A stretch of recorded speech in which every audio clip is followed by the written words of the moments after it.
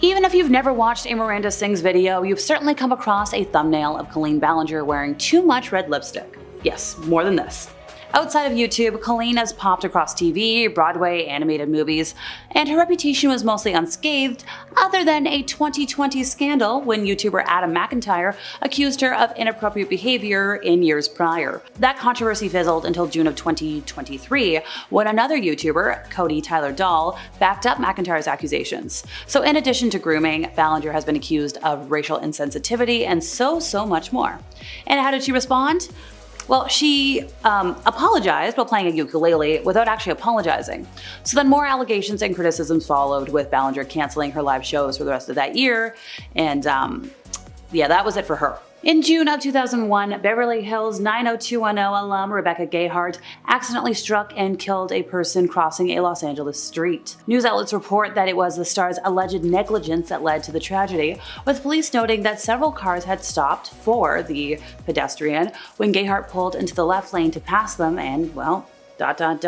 She settled a wrongful death lawsuit with his family the following year, but the damage to her career was done. Since then, her work has been mostly relegated to TV movies, guest starring roles in TV shows, and a handful of single seasons of television projects, such as Dead Like Me and Vanished. Speaking with news outlets, she credited her relationship with then-husband Eric Dane, as well as getting professional help through therapy, for helping her through what she called a terrible time. She mentioned that it's something that's with her every day and it will be for the rest of her life. She doesn't think anybody could sit and say they got over something like that. She doesn't think that's possible. It hasn't been for her, and I don't think it was for the family.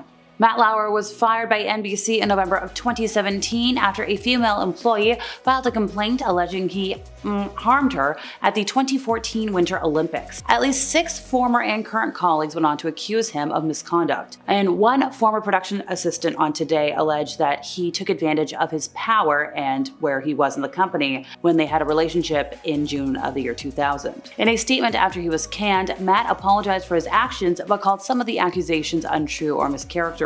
Since the allegations torpedoed his career and his marriage, oh yeah, by the way, his wife of 20 years filed for a divorce in 2019, Matt has shown the limelight for a time. His high-profile friends, including former co-host Katie Couric, cut ties with him, and news outlets report that he's living a very quiet lifestyle. Oscar Pistorius, the double amputee Olympic sprinter, also known to the sports world as Blade Runner, became an international sensation after his performance in the 2012 Summer Olympics in London. Though he failed to medal, he was eliminated in the 400 meters semifinal round. His participation in the games was not only historic, but the result of a hard-fought 5-year court battle that overturned a ruling which deemed his prosthetic legs gave him an advantage.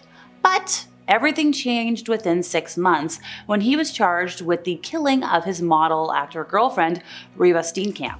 So she was fired at and killed by Pistorius on Valentine's Day in 2013 while she was locked in the bathroom of his home. Pistorius claimed that he thought she was an intruder, but a jury didn't buy that. According to CNN, he was convicted of a lesser crime, then a higher court reversed that to killing the following year, which earned him a 6-year prison sentence and an untimely end to a once promising athletic career. It used to be that we would associate yummy, buttery things with celebrity chef Paula Deen. Known for her delicious, yet not necessarily healthy recipes and 14 cookbooks, she was a staple on cooking shows before she put something else in her mouth. In 2013, Paula Deen was accused of using the N-word on multiple occasions and mocking folks in front of a staffer. Yeah, no. So it was alleged that she was planning a true Southern plantation-style themed wedding for her brother, complete with black male servers, but ended up canceling those plans because of anticipated media response. Not because of, the fact that it's appalling. The case ended up being dismissed, but the effects on her career were permanent and far-reaching, and rightfully so. Companies like the Food Network, JCPenney, Sears, Kmart, Walmart, and Target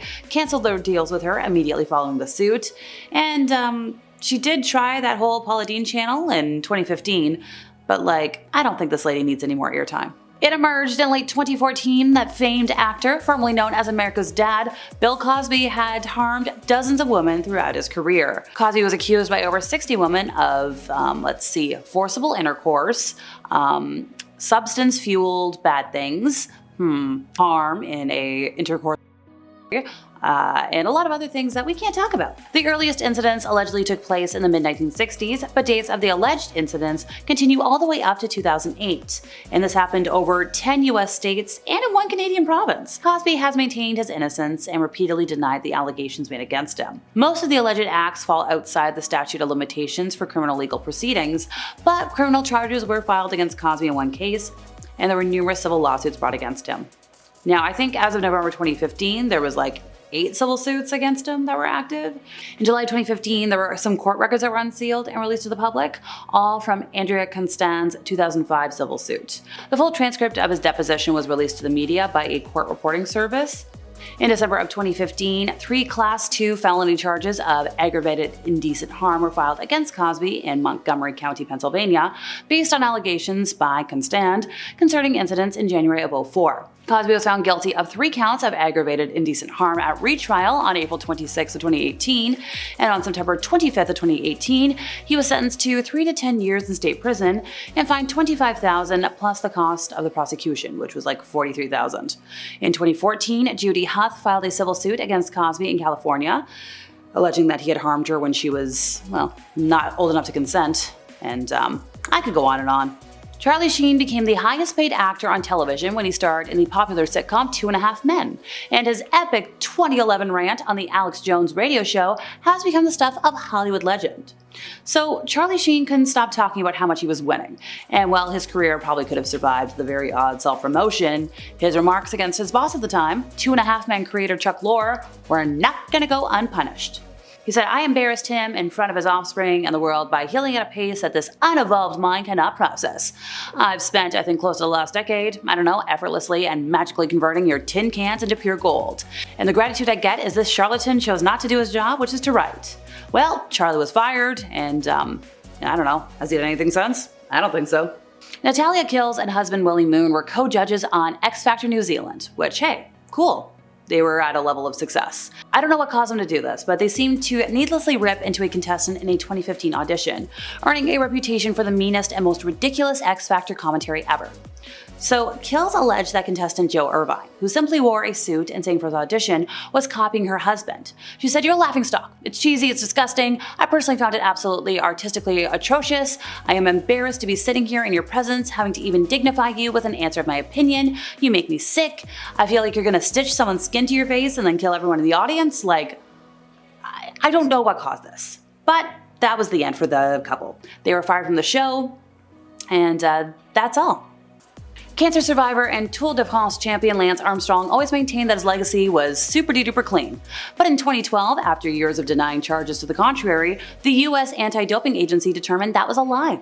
By October of that year, Armstrong had forfeited prizes and awards dating back to 1998. He was stripped of all of his titles, he was banned from the Olympics.